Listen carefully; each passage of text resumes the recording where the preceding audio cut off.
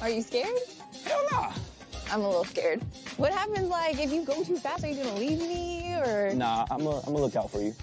You're not gonna leave I mean, me, what right? Hey guys, and welcome to Little Black Book 91. We're talking to you guys about Stacia and Nate. We're talking about the fact that she wanted protection from Nate. She wanted to feel protected. She wanted to feel like he had her covered.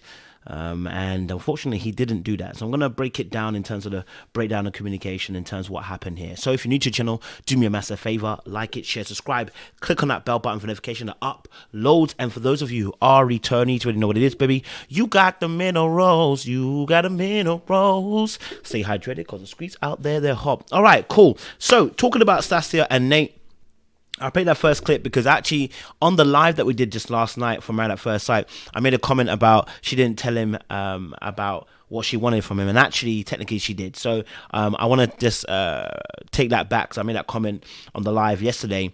She did tell him, like, or at least she told him that she felt scared, and at that point, and she asked him as well, are you going to run off speedily? He actually said no. So let's play the clip one more time and then we'll talk about what she... Are you scared? Hell nah. I'm a little scared. What happens, like, if you go too fast? Are you gonna leave me, or? Nah, I'm a look out for you. You're not gonna leave I mean, me, what right? Now she asked, listen, look, she first of all said to me, look, I'm scared. What's gonna happen? Are you gonna leave me, etc., etc.? Right now, look, he said no, he wouldn't. So once he said that, he agreed to the terms and conditions of this ATV drive. And unless he says something completely different later on and says to her, listen, actually, do you know what? Can we do a bit of both? Can I be with you and then can I go off? And which is one of the solutions I was gonna suggest later on. But you know, in that moment, she let you know she's scared, number one. So, and number two, are you going to drive off really fast? You said, no, you're not going to, and you're going to make sure you're there with her. Then you do the complete opposite. Then you can't complain if she comes at you later on. This whole, when he says later on that, you know what, I'm still trying to find my feet in a relationship, it's a lie. You went off.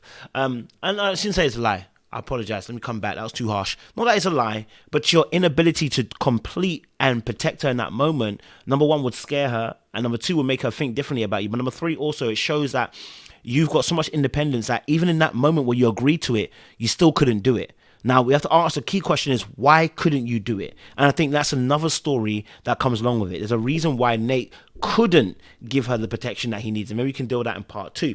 But in this particular case, they had a conversation and she asked him, would you leave? And he said no, right? And then they have a conversation after, towards the end, right? Well, towards the end, where she explains how she felt, right? You know, but you were kind of doing your own thing.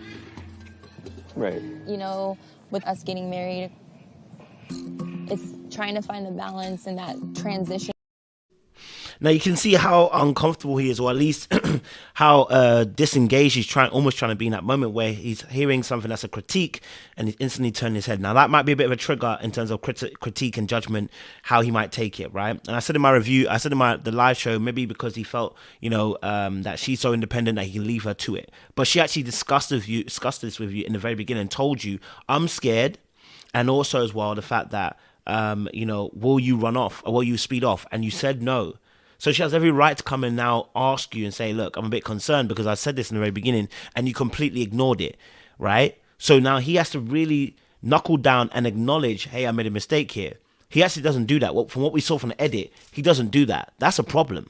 That's a very big problem. And again, we will address that in part two when we deal with him specifically. But I think for her, she wants to have this protective energy because she never had it with her father. Let's have a little clip. Not knowing who my father is, I feel like I've always been longing to know, like, what is the other side of my identity. And that's what I've longed for. Of course. Yeah. But So we know that obviously, first and foremost, she pretty much at schooling age, left her parents. She left her parents, stayed at a friend's house, and put herself through school and everything like that, paid for, loads of different things, and became the self-made kind of businesswoman that she is. So there's a lot of independence with her. But the other side of her is that she wants the father figure role, the father figure at least. She wanted to have a better relationship with her father if she could, but she doesn't know the father, all right? And you saw how emotional she was. Now, without the father figure, there's a lack of protection that's often issued by a man to that woman. Now, she had a stepfather, so probably wasn't felt as much. But then when obviously you go off and do schooling by yourself, and you make yourself into the self-made prosperous person, right? You can end up having this, I can do it all bad, I can do it all good by myself. But when you realize actually you don't want that, right? And I think she's expressed that in that moment on the before the ATV start, which is, I am a little bit scared, I'm holding your hand, I'm a little bit scared. Are you going to go off? Right? Are you going to go off? Now, that should have been enough. That should have been enough for him to be prompted and say, actually, no, I'm not. And then if he did, to be like, actually, my bad, I'm so sorry. Like, I actually went off. You know what? I made a mistake. The reason why I did that is because I really wanted to take some photos and videos and stuff like that. And I didn't, do you know what? I apologize because I got caught up in the moment. That's what should have happened. Right? That's what should have happened. He doesn't do that. I hope I have the clip round here. But he actually defends himself rather than just saying, look, I made a mistake. My bad. You know, sorry. You know, it's my fault here, right? He doesn't do that. Instead, he defends himself. You know, I can't just flip a switch and be like, all right, relationship mode. Like, you know, I'm still transitioning and trying to be more conscious. Nate moves to the beat of his own drum. Now, when he says, obviously, I can't flip and be, you know, relationship-minded so straight away, I don't think that's even relationship-minded. That particular instance wasn't a relationship-minded instance. That was a simple instance of he didn't like the dependence of her on him in that moment. Simple as. He didn't like the dependence on her. Now, what he should have been doing was having a conversation with her back. When she said, oh, you're going to leave me? He should have said, listen, look, can I be honest with you? Can we do a bit of both? You know, I don't want to leave you. Okay, but I also want to take some photos and some videos. I want to do some of that stuff, right? And maybe she could have even joined him, right? Or maybe he could say, listen, look, I also want to do a little bit of this, but I also want to do a little bit of filming alone. Is that right if I have like 5-10 minutes as well to myself where just kind of video cam? Like, and I'm starting to learn, I don't even say these things, but I feel these things. And I know this because you have such an independent spirit. But then if you don't know how to express yourself, that people-pleasing energy where you don't want to hurt somebody's feelings and you don't know how to say it, you're going to hurt people's feelings. So I'm learning in this moment, a better way to have communicated with her would have been at those steps when she said, look, I'm scared, are you going to leave me? So listen, hey, look, do you know what? Great. Can we negotiate here? Look, I want to spend time with you. I want to spend quality time with you. I want to be on the ATVs with you. I want to ride with you, but I also want to ride fast. And I also want to take some videos as well. So is that right if I had to spend like 10 minutes or so just riding fast and taking videos? I said this on the live that when I was in South Africa, I was out with couples and stuff, and the mandem just went. Bro, they're even faster than me. Even at me, I couldn't even keep up. But I think because sometimes you just want to be able to have a bit of fun. And sometimes, listen, couples are brilliant. Being in your couple is brilliant, but sometimes you just want to do something alone. But because it was just them two, it was also a little bit more difficult to do that. What he should have done was discuss with her, hey, babe, tell you what, can I spend 10 minutes just riding fast and just riding around and then take a couple of videos and stuff like that? Is that all right if I do 10-15 minutes? Then she could have been like, okay, cool. And if she says no, then you can see that she's not being fair as well, because you want to have a bit of that independent time. So I think this is really a communication piece, and I'm learning myself even through this situation that how easy it is to not say something and just do it. That response that he gave was a defense mechanism. I can't just flip a switch and be like, all right, relationship mode. Like, you know, I'm still transitioning and trying to be more conscious. Nate moves to the beat of his own drum. That comment that he made about, you know, I'm still trying to be conscious, I'm trying to do it, it's an excuse for the actual thing. He should have just acknowledged it and said, I'm so sorry. You did tell me in the very beginning, which she did. Right? And he should have said, look, do you know what? And he did. He said he wanted to take photos and da-da-da, and that's not a problem. But you got to let her know that you know, you acknowledge what she said.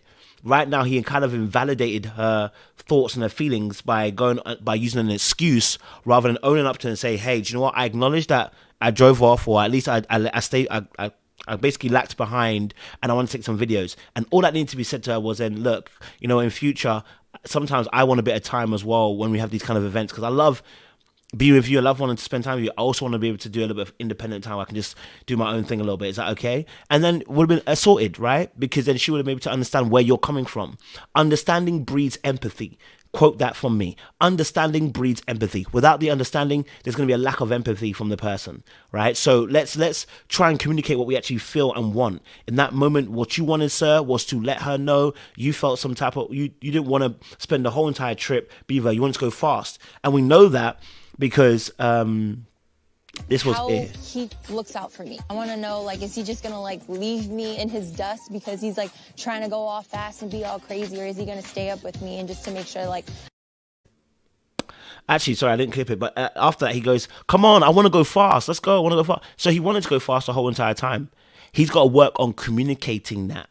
What you want. I'm learning. This is as I was even giving this review, I'm really literally sitting there thinking to myself, do I do that? Do I open my mouth in these smaller moments and say, actually, this is what I want. I know we're going to spend time together, but I actually want to spend this time. And I remember you know what? It was interesting because something similar like this happened when I was way back when I was younger, when I used to go out with my girlfriend at the time, and we go raving or whatever, and we'd dance. And then I think both of us wanted the same thing. We wanted to also dance with other people.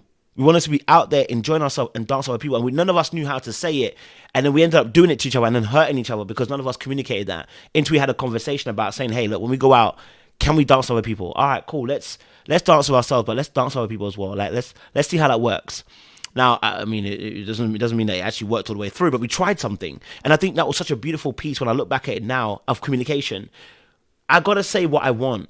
I cannot keep stum and think it's going to sort itself out because it's going to hurt somebody's feelings more than likely, either mine or yours. So if you're watching this, take away from this, communicate even the small things, right? That you want to go out there with an ATV, but you also want to spend a bit of time individually as well. Like, share, subscribe, click on the bell button for notification of uploads. We